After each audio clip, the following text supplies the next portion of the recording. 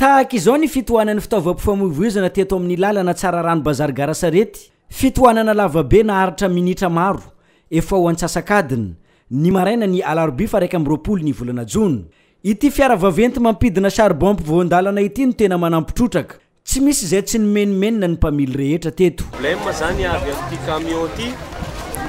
io camion io zany tena marina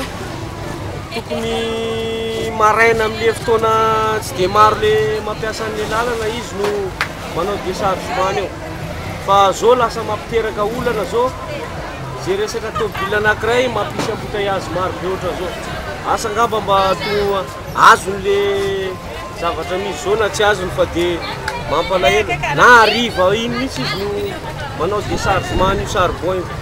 tsy hoe tsy mety le izy manao an'le asany fa de olana zany le mampisy an'le problème sasany lasa mampiteraka embouteillage ary na le fotoananay ary maro be vety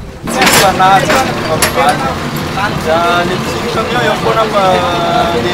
raha camion ty barrage lalana tsy mety raha tony izy koa mbola pody miantso police koa neo police karaha kahina tsy mety avy zay le mampagaganay mety zany tsy mety raha karaha tokony mba jerevana kaiky fa misy le olona zany tsy manaraka lalana le lalana amitsika eto mihitsy ohatra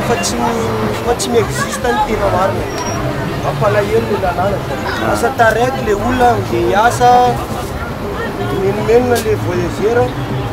nefa le izy problème olona anankiray mahatonga zao zavatra zao tsy karitra fa tsy mifanaja ny samy mpamily fitaovam-pifamoivoizana teto amin'ity lalana ity samy tsy misy te andefitra izy ireo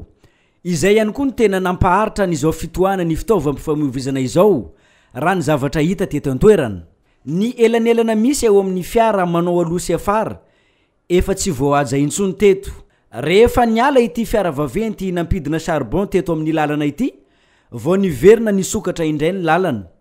ny roso indray ny dia ho an'ireo fitaovam-pifamoivoizana ireo